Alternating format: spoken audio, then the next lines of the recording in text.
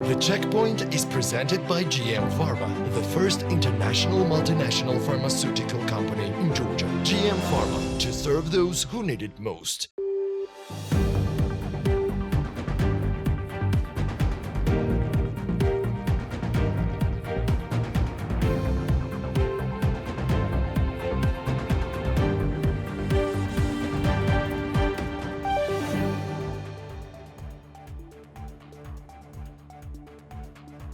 The intelligence service, previously under the direct supervision of the Prime Minister, will be transferred to the governance domain of the State Security Service. The intelligence service will be reorganized into a sub-agency under the SSS named the National Intelligence Agency. Additionally, the Special Investigation Service will be merged with the Prosecutor Office. Legislative discussions on these changes have already begun in Parliament, initiated by MPs from the ruling party Georgian Dream. Georgian Dream continues reshuffling its ranks. Georgi Tremaladze became the deputy mayor of Tbilisi, and his previous position as chair of the Tbilisi City Assembly was filled by Zurab Babashidze. Lasha Chalidze was appointed deputy state representative of the Guria region, and Mamuka Khimshiashvili was appointed first deputy state representative in the Imereti region. According to the 2024 activity report of the Prosecutor Office, 66 criminal cases related to corruption in the private sector were launched in 2024. In comparison, 74 such cases were investigated in 2023. In the first quarter of 2025, Georgian businesses assessed the business climate as significantly less favorable compared to the quarter first of 2024, states the May macroeconomic review by PMCG. Both the current business situation and business expectations deteriorated sharply during this period. According to the forecast of the Parliamentary Budget Office, Georgia's real GDP growth rate in the second quarter of 2025 is projected to be positive, reaching 7.5. From January to April 2025, Georgia's exports reached $2 billion, which is 14% increase compared to the same period last year. The significant rise was largely driven by a sharp increase in the re-export of light vehicles to Kyrgyzstan, boosting turnover in this sector by 31% to $754 million. In January-March 2025, revenue from the sale of domestically produced Georgian wine decreased by 43%, amounting $72 million. Consequently, the share of the natural grape wines in the $2 billion total exports declined to 3.6% compared to 7.2% during the same period in the record-setting previous year. In the first 4 months of 2025, the state budget collected a total of 7 billion Georgian lari in taxes. This amount is 217 million Georgian lari, or 3% higher than the same period last year. Income tax and value-added tax contributed almost equally, 2.5 billion Georgian lari each. According to the budget execution report for January-April 2025, the National Agency of State Property earned 117 million Georgian lari from privatization. Notably, during this period, the agency also sold its office located on Javjavadze Avenue in Tbilisi. The sale value was 36 million Georgian lari. In April 2025, Georgia's external debt increased by $309 million, reaching $9 billion as of April 30th. The debt had also risen in March by $138 million. According to the State Audit Office, a significant source of fiscal risk lies in ongoing international arbitration cases. As of the end of 2024, the potential maximum amount disputed in these cases reached $3.3 billion. In the first quarter of 2025, the unemployment rate in Georgia increased by 0.7 percentage points over year-to-year period, reaching 14.7%. In the first quarter of the current year, Georgian Railways transported 3 million tons of cargo, a 7% decrease compared to the same period last year. The decline is attributed to an 8.5% drop in transit cargo and 35% decline in domestic transportation. Conversely, outbound shipments from Georgia increased. Inbound non-transit freight reached 751,000, with 51% coming from Russia and 22% coming from Azerbaijan. In terms of trailer traffic and transit, a total of 152,000 international transit trailers passed through Georgia from January to April 2025, generating 53.4 million Georgian lari in transit service revenue. This is The Checkpoints. I'm Elena Guantilashvili, author and the host of the show, and the Checkpoints team is ready to sum up Business and Economics Week for you. In April 2025, Georgia's external debt increased by USD 309 million, according to the report published by the Ministry of Finance. The statistics show that the state's external debt reached USD 9 billion as of April 31, 2025. In addition, the debt increased by USD 138 million in March as well. The main reason for the increase in debt is the currency composition of Georgia's public debt. The fact is that 2/3 of the debt is denominated in euros, and the euro has maintained a sharp strengthening trend over the past 2 months. Due to this, the volume of debt denominated in USD is also increasing. In particular, in March, when calculating Georgia's external debt, the euro-USD exchange rate stood at 3.07, while in April, 1 euro was worth 1.14 USD, which increased the balance of external debt in USD. This is the sharpest increase in Georgia's external debt due to the exchange rate difference. As for the composition of the debt, the Asian Development Bank ranks first in the external debt portfolio with USD 2.38 billion. The World Bank is in second place with 2.17 billion, and the European Investment Bank is in third place with USD 1.16 billion. Some more details on this week's economic news and outlook in our brief overview.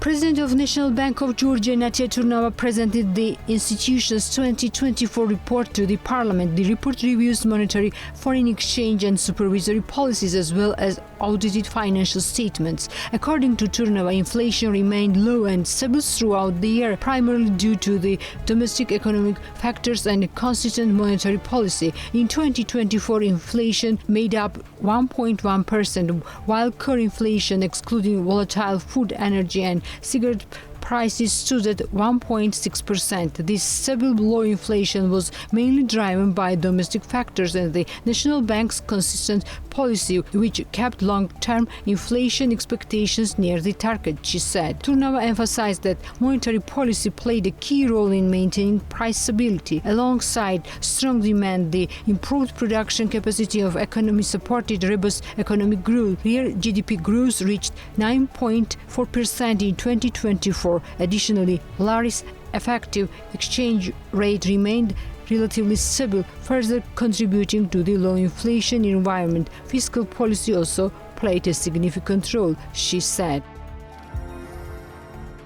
Levan Davitashvili, Georgian Dream's first Vice Prime Minister and Minister of Economy and Sustainable Development of Georgia, met with Sheikh Mohammed bin Abdulrahman bin Jassim Al Thani, Prime Minister of Qatar, to discuss prospects for enhancing trade and economic ties between Georgia and Qatar. The meeting took place during Davitashvili's official visit to Qatar.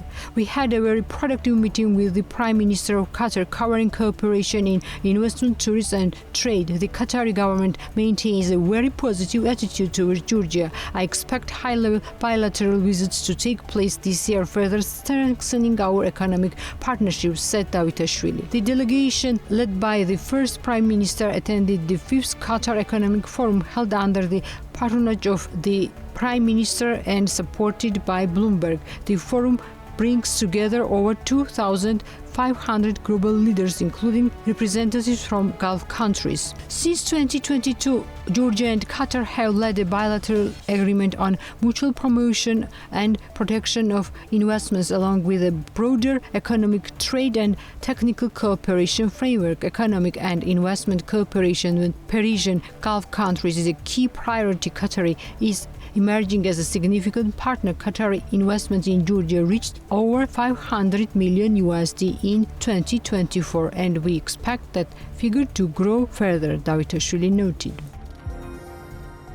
In Q1 2025, the number of passengers carried in the airports of Georgia increased by 8.5% compared to the same period of the previous year and amounted to 1.5 million persons. According to the National Statistics Office of Georgia, as of the document, 758,000 passengers, 8.8% more, arrived to, and 780,000 passengers, 8.2% more, departed from the airports of Georgia. In Q1 of 2025, scheduled flights carried 95.7% of passengers in the airports of Georgia. In Q1 2025, the number of passenger flights from Georgian airports increased by 1.3% compared to the same period of the previous year, amounting to 7,000. The Georgian Competition and Consumer Agency has completed an investigation initiated on the basis of a joint complaint submitted by auto importers and determined that LLC Rustavi Auto Market and LLC Mikagog Georgia engaged in abuse of a dominant position in the market. The investigation revealed that in 2023, the respondent undertakings operations within the territory of Rustavi Auto Market imposed unfairly high charges for the use of parking spaces. The parking fees were increased on multiple occasions, resulting in significant discrepancy between the daily rate per parking space and the cost plus margin. The agency concluded that these actions constituted an abuse of dominant market positions, specifically throughout the imposition of unfairly high prices. According to the agency's decision, the respondent undertakings identified through the investigation as a single economic entity were jointly sanctioned with a total fine of 800,000 lari. Additionally, during the course of the investigation, each company was fined on 3 separate occasions for failing to provide complete information to the agency, resulting in a combined penalty of 26,000 lari. The required information was ultimately obtained through a court order. Tbilisi City Hall modified the traffic movement roads due to the ongoing rehabilitation of Kakutsa Chologashvili and Georgi Tsereteli streets in Vake district of Tbilisi. The City Hall announced that movement of public transport or motorcars will be restricted from 4 months starting from May 2022. Transport movement will be fully restricted from Vake Cemetery to Levan Samkharauli National Bureau. Traffic will move in an one-side mode at Georgi Tsereteli Street. Movement in the direction of Tskhneti settlement will be possible from Ilya Chavchavadze Avenue through Tamarashvili Avenue, University Street and Bagebi New Bridge. The Tbilisi City Hall apologized to citizens for inconvenience and discomfort.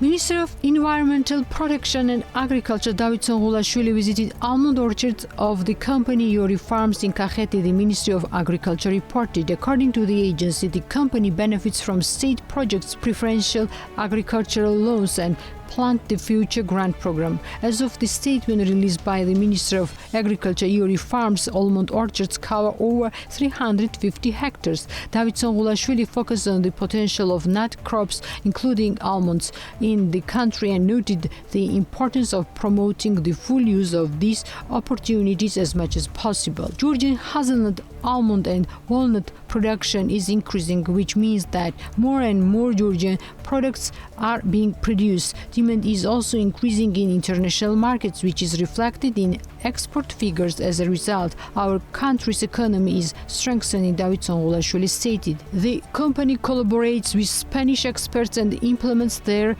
phytosanitary and fertilization plans tailored to the garden's needs and compliant with European standards.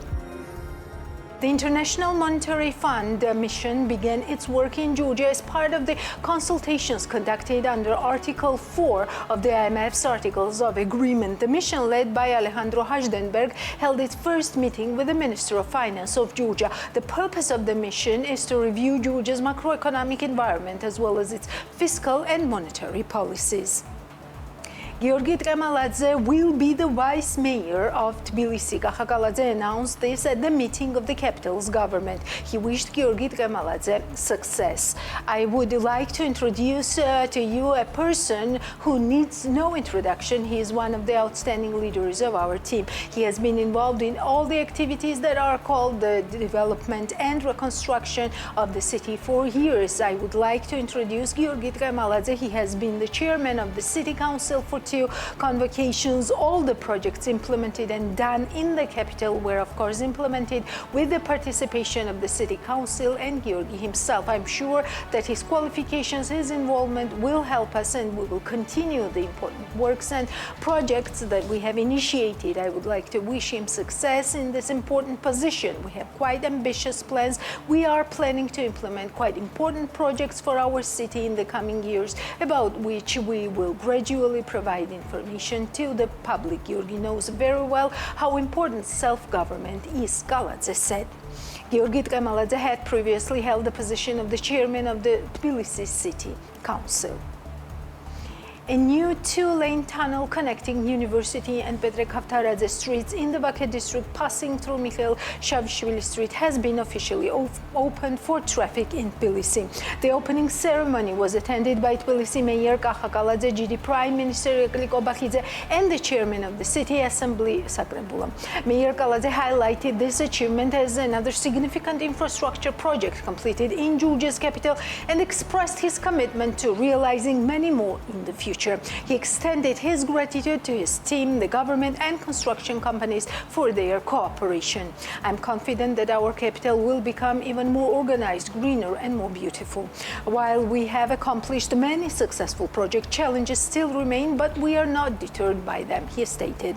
The project features new pavements, upgraded communication and drainage systems and LED-based modern lighting. According to Tbilisi City Hall, the construction of the tunnel and the rehabilitation of Shavishvili Street were financed with 15 million lari from the city budget. This development is expected to enhance the dynamics of Tbilisi's transportation network, significantly improve traffic flow, reduce travel times and alleviate congestion in the area. If we recall Tbilisi 8 years ago and compare it to today, the difference is remarkable. Our capital has become significantly more developed, greener and more beautiful, thanks primarily to the efforts of the city's mayor, stated GD Prime Minister Irakli Kobakhidze during the meeting of the tunnel connecting University and Kavtaradze streets. Kobakhidze emphasized that a comprehensive development plan is underway, and in 4 years Tbilisi will be even more cutting edge. We all see how our capital is developing daily, becoming more beautiful and vibrant, which fills us with pride. Today's event is another testament to that progress. A few months ago, we opened the Bagebi Bridge, which has already eased movement in the area, another step toward making transportation more comfortable for residents. Projects like this also help develop well-designed public spaces across the city. I want to thank everyone involved, especially the Tbilisi Mayor Kakakaladze. I'm confident that under his leadership, our city will continue to grow and improve. He has ambitious plans for the next 4 years, and I believe many more projects will transform Tbilisi into an even more developed, greener and more beautiful city. Reflecting on the past 8 years, the transformation is undeniable. Today, our capital is far more developed, greener and more beautiful. This progress is about all the result of the mayor's dedicated leadership. Once again, I extend my heartfelt gratitude to him, said Irakli Kobakhidze. There has been no response, but silence is also a very important response for us, Prime Minister Irakli Qobakhidze said in response to a journalist's question about his open letter to the US president. In addition, as Qobakhidze noted, the Megobaria Act is a hostile act against the Georgian people. Of course, this is a very crude intervention, and I think it is absolutely counterproductive. Everyone should respect the choice of the Georgian people, the sovereignty of Georgia, the independence of Georgia. The Megobaria Act is a hostile act against the Georgian people and the independence and sovereignty of Georgia, said Irakli Qobakhidze. Prime Minister Irakli Qobakhidze sent an open letter to the President of the United States of America, Donald Trump, and Vice President of the United States of America, J.D.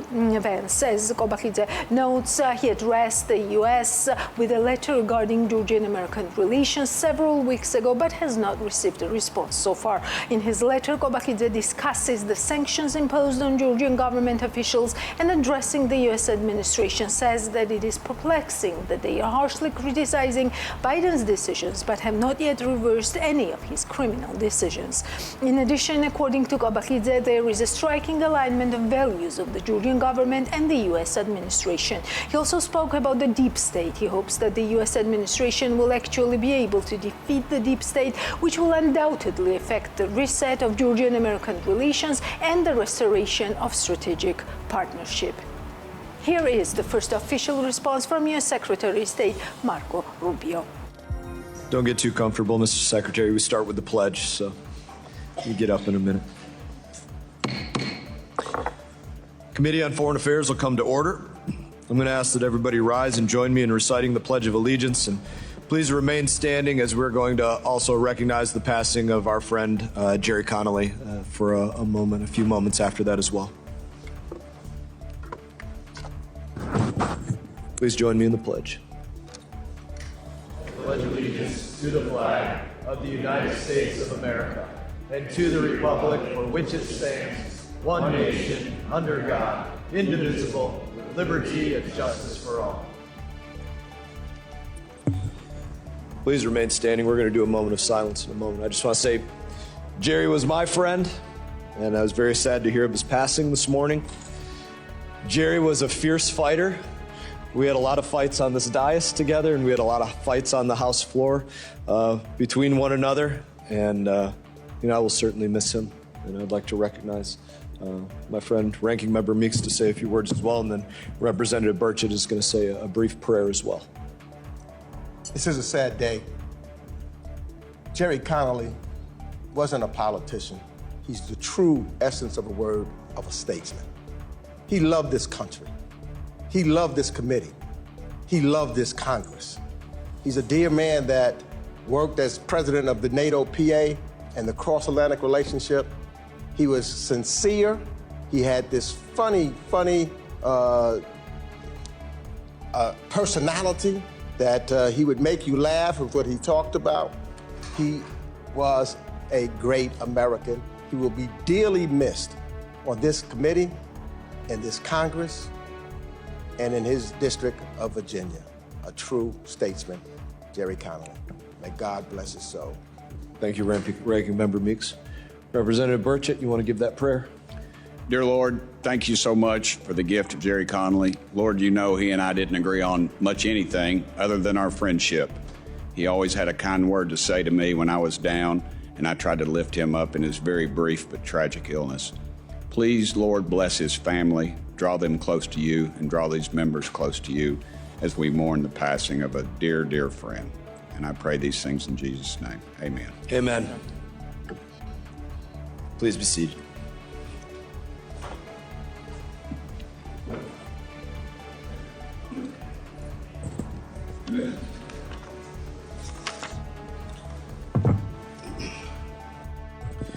The purpose of this hearing today is to explore the State Department's fiscal year 2026 budget request and explore the myriad of challenges facing the United States and its diplomatic lines of effort around the globe. I'm now going to recognize myself for a brief opening statement. Secretary Rubio, I want to start by thanking you for your attendance today. Since day one, President Trump and yourself, you've taken bold action to clean house, to restore accountability, to slash waste, and to put America and Americans first. And I would say that this was desperately needed. In the past 2 decades alone, the State Department's budget grew from about $9.5 billion to over $55 billion. And I think we could all easily say, for what? In any way, shape, or form did our foreign policy feel like it was 5 times more effective under Joe Biden? I think everybody would say no. Instead, we had a State Department that was literally a slush fund for many far-left bureaucrats, grifting non-government organizations, and foreign adversaries like the Taliban. We had our tax dollars going to things like vouchers for migrants at our southern border, mobilizing elderly lesbians to vote in Costa Rica, as well as drag shows and LGBT comic books, musicals, plays, and operas. That stuff was not PEPFAR, to say the least. It didn't make America safer, it didn't make America stronger, it didn't bring other countries closer to us, and it didn't save lives. Now, many of my colleagues might think that canceling these programs creates an inroad for China. And I would say that we could only hope that China is stupid enough to spend money in that way. I want to thank this administration for bringing charges against those who it appears were stealing from the State Department and USAID, and in turn the American people. And I want to thank you, Secretary Rubio, for reorganizing the State Department into a lean and effective diplomatic operation. Let's give proof of that. Just this past week alone, President Trump secured more than $2 trillion of investment from the Middle East. That is more than 10 times what Joe Biden secured from the Middle East during his entire 4 years in the White House, which is not entirely surprising considering under the Biden State Department, there was millions spent on programs like trans inclusion in Tunisia. That was the focus in the Middle East. Now, as you know, Secretary Rubio, the job is not done up until now. Over 80% of the State Department has been unauthorized. We have bureaus and offices that have grown from thousands of dollars to billions of dollars. And that changes in law when we pass the first comprehensive and standalone State Department reauthorization that has occurred since 2002. I look forward to working with the members of this committee. I look forward to working with you, Secretary Rubio, and I look forward to working with Senator Risch moving forward to make sure that one thing alone takes place. Every single dollar and diplomat that we authorize and send into the field puts America first. I'm also grateful for the strong position of the Trump administration in regard to the anti-American Georgian Dream regime in the Republic of Georgia. They rigged the election in Georgia on October 26. They've criminalized association with America. They kicked out American companies blocking trade and mineral access to the Middle Corridor, selling Georgia to the Chinese Communist Party. They've repeatedly smeared President Trump and American leadership. With that in mind, I'm really grateful that actually with the Rondelli Foundation, there's been a report just released indicating the control by the Chinese Communist Party now in the Republic of Georgia, and I'd like to provide this for the record. Additionally, for 200 consecutive days, freedom-loving Georgians have heroically taken to the street, embracing themselves in American flags and carrying posters of the president. Under your leadership, what will be done to help the State Department impose real cost on the anti-American Georgian dream on behalf of the people of Georgia? Well, going back to what I said earlier in my opening statement, the goal of the United States is our national interests. So we would look at that and say, is it our national interest to have an anti-American government governing an important part of the world? And if not, we'll take appropriate actions to impose costs on that government. That's currently under review, and we're looking for options and additional options. I have no announcement today specifically on what we plan to do yet, but I can tell you that that is something that's being discussed. And again, a great example of why we're going to look to our regional bureaus and our local office on the ground there to provide us guidance as to what are the measures that the government, the anti-American government, would be most responsive to.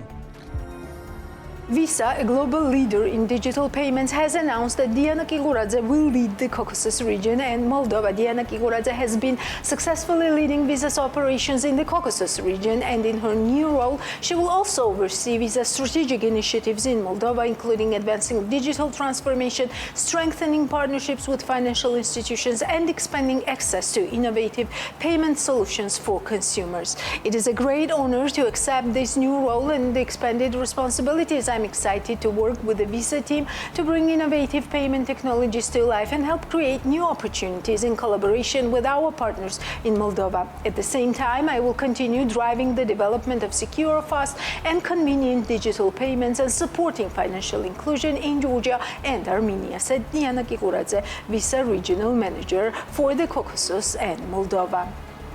What was new in business this week? Natia Taktakishvili has pulled together this week's business news and outlook. On to Natia.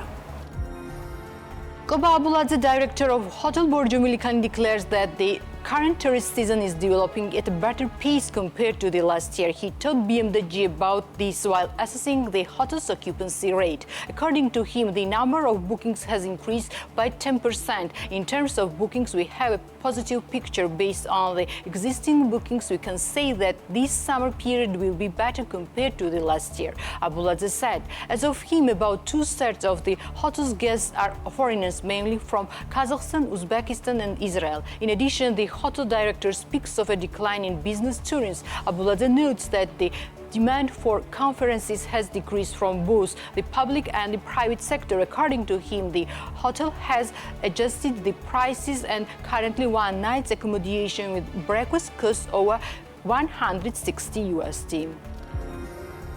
Supermarket chain Goodwill has presented its Wake branch with a renovated concept after 22 years of successful operation in order to respond to consumer demands and modern shopping trends. The new brand has designed in cooperation with international partners and fully meets the standards and expectations of modern shopping space. The renovated Wake branch is a logical continuation of our development. We continue to care for the customers and offer an updated space with the highest quality products, says Guranda Archwadze, head of marketing and supermarket chain Goodwill. In the branch, customers will find a shopping space designed according to the modern standards, exclusive products from partner international brands, a kitchen and cafeteria equipped with the latest equipment, laboratory tested ecologically clean products provided by Georgian farmers. Pure agency JEPRA participated in rebranding and research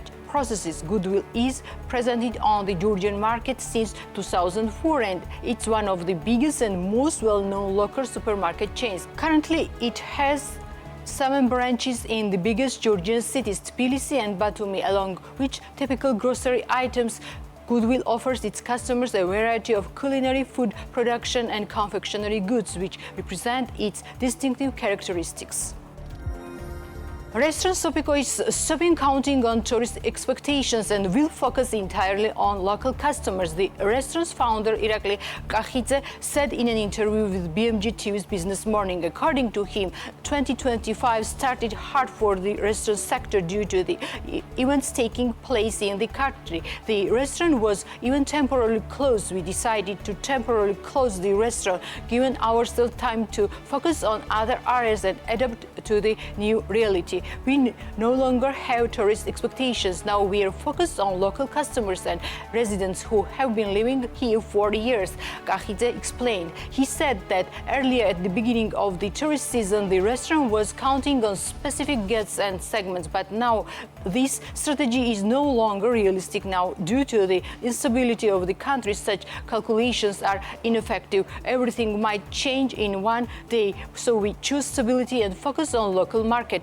Kakhidze said. According to Kakhidze, although the number of European tourists might increase in summer, this will not be the same as before the pandemic due to the changes in political and economic environment.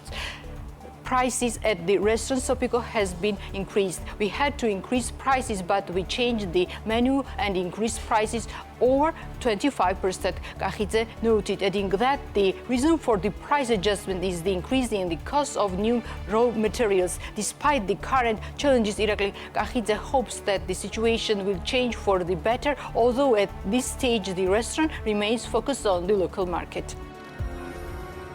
Natia Johari, founder of Thai-based ice cream company Buratino, declares that the company closed its branches in Tbilisi as the owner of the building rented it to a foreign citizen at a higher price. As Johari noted, the company Buratino initially operated in Orbelin Street, but recently they had to find a new location. Due to the current events, we decided to find another location in Batumi. We have added many pancakes to the Batumi branch, and we also have other innovations planned throughout the year, Johari said, noting that the company will return to Tbilisi by fall, although a specific location has not been found yet. She said that despite the company returning to Tbilisi, Buratino will continue to operate in Batumi as well. The company has been on the market for 3 years and offers customers ice cream made using the Thai recipes.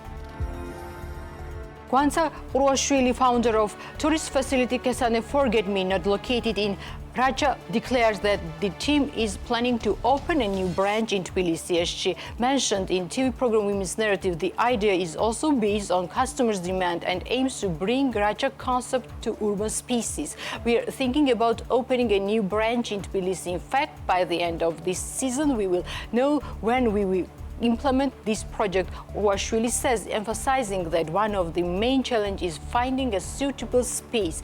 According to her, it's of utmost importance to preserve the family atmosphere and the region concept of the brand. If we manage to find a space where we can create a family atmosphere, then most likely Kesane Forget Me Not will open in Tbilisi in the near future. The founder of facility said a multifunctional hospitality space in Racha called Kesane Forget Me Not opened on July 1, 2023 and offers customers authentic dishes and wines from local entrepreneurs. Hotel Manino, located in Utsera Racha region, has resumed operations. The hotel opened on April 18 and began receiving guests from the current season. As Manino's operations manager Zura Samkharadze stated in an interview with BMDG, the hotel is already operating with 60% load and they look for the future with a hope. As for the geography of guests, Manino operations manager says that the hotel has been local and foreign guests. According to him, foreign guests come from America and Europe as well as the United Arab Emirates. Manino Utsera combines 14 rooms, an outdoor pool, restaurant, lounge, conference hall and recreation area. This season it's planned to open children's entertainment areas including playgrounds. The hotel employs an average of 30 people. As for the prices, Zura Samkharadze said in an interview with BMDG that this year they had to adjust the prices slightly. Accommodation prices are almost the same as the last year, but we have increased them slightly. This was due to the general increase in price, he noted. It was noting that during the current season, accommodation in Manino Hotel in a double room with breakfast starts from 380 lari and goes up to 590 lari. Georgian wine brand Ciali has exported its products to China. As the company notes, 6,000 bottles of pink Ciali are sent to Hong Kong. Negotiations with major exports have moved from an active phase to the final stage. We've initially exported pink wine in Hong Kong, while next month we will start exporting blue and amber wines. The demand for Georgian wine in Asia market is quite high. At this stage, we have exported a total of 6,000 bottles and we plan to increase this supply even more. Tornika Sauri, founder of wine brand Ciali, told BMDG, according to him, the company produces 5,000 bottles of wine at the first stage. However, due to the high demand from local and export markets, productivity has also increased, and today the company is already producing more than 20,000 bottles annually. As for the marketing process of a new sparkling wine, the wine is produced in one of the branded enterprise in Kakheti. The company buys grapes from local farmers. The winery has been operating on the market since 2018 and its production is fully focused on increasing colored wines.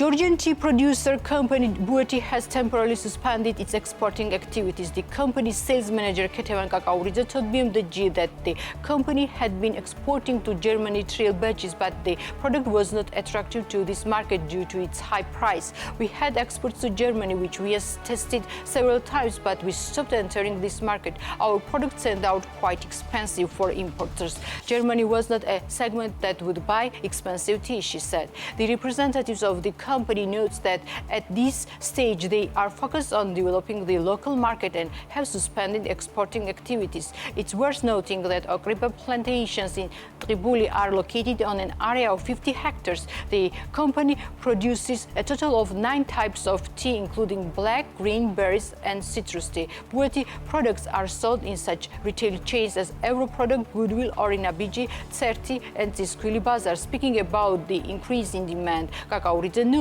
that the social media campaigns activity in the last 3 months have created a positive trend. A growth trend is observed, although we cannot talk about specific numbers yet, she noted. The company does not plan to expand production in the near future because, according to Kakauridze, it's still not possible to fully utilize existing volumes. Georgia's economy grew by 9.4% in 2024, surpassing expectations and accelerating from 7.8% in 2023, says the latest edition of a flagship economic report by the European Bank for Reconstruction and Development. The ICT, education, public administration, trade and construction sectors drove the expansion. Despite fading war-related financial inflows and lower Russian migration, domestic consumption remained strong, fueled by credit growth and wage increases.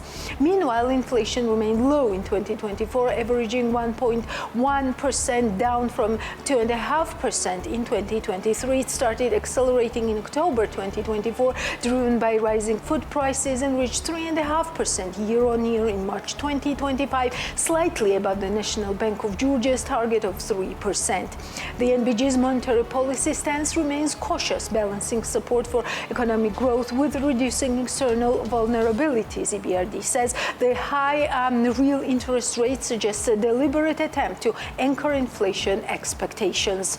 Real GDP growth is projected to moderate to 6% in 2025 and 5% in 2026, close to the potential growth rate, supported by public infrastructure projects and government-backed initiatives, particularly in the transport, energy, and ICT sectors, the report reads. Meanwhile, political uncertainty and suspension of the European Union accession process could drag down export growth and investment as the one-off effect of migration from Russia fades. Downside risks include weaker external balances and external demand, including because of increased trade tariffs and a deteriorating business environment and slowing credit expansion, the report says. And that's all for today. We'll meet next Sunday. Before that, you know where to stay, and that's BMG.